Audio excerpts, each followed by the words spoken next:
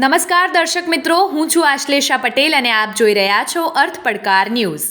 પંચમહાલ જિલ્લાના નગરપાલિકાઓમાં પ્રાથમિક સુવિધાઓની સમસ્યાઓને ધ્યાનમાં રાખી ગોધરાના સર્કિટ હાઉસ ખાતે રેસિડેન્ટ કમિશનરની અધ્યક્ષતામાં તારીખ 12 સપ્ટેમ્બરના રોજ બેઠક યોજાઈ હતી, જેમાં 7 નગરપાલિકાના પદાધિકારીઓ અને ધારાસભ્યો હાજર રહ્યા હતા।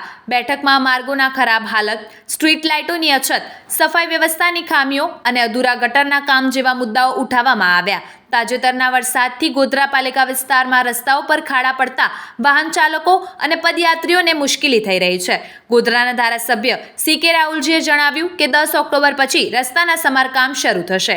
બેઠકમાં સર્વસંમતિથી નક્કી કરાયું કે નાગરિકોમાં અસંતોષ દૂર કરવા તાત્કાલિક સુવિધા સુધારણા માટે આયોજનબદ્ધ પગલાં લેવાશે। આવા જ અવનવા સમાચારો માટે જોતા રહો અર્થ પડકાર ન્યૂઝ। રિપોર્ટર ભાવેશ લુહાણા, પંચમહાલ, ગોધરા। જોતા રહો અર્થ પડકાર ન્યૂઝ અને અમારી ચેનલને લાઇક, શેર ને સબસ્ક્રાઇબ કરવાનું ભૂલશો નહીં। તમામ સંસદીય મત વિસ્તારની અંદર જે નગરપાલિકાઓ સંસદીય વિસ્તારમાં હતી એમાં દાખલા તરીકે આલોડ, કાલોલ, ગોધરા, શહેરા, લુણાવાડા, વીરપુર, બાલાસિનોર, આ તમામ નગરપાલિકાઓના અનુસંધાનમાં પહેલાં ભૂતકાળમાં નગરપાલિકાઓની દેખરેખ રાખવા માટે જિલ્લાના વહીવટના વડા તરીકે કલેક્ટરશ્રી હતા।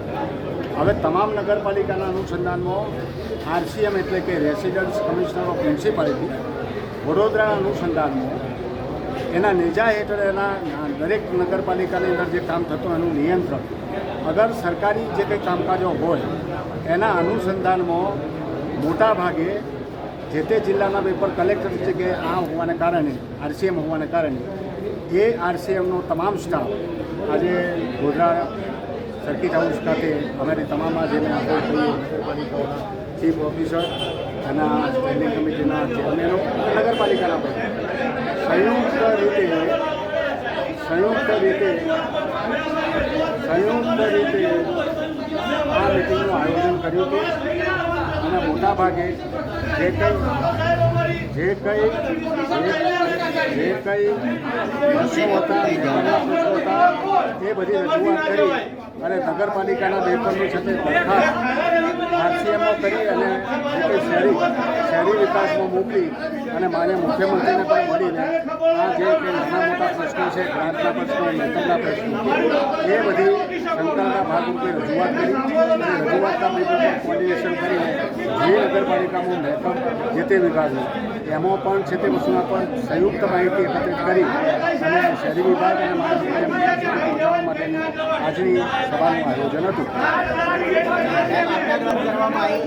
ગોધરા નગરના ખાસ પ્રશ્નો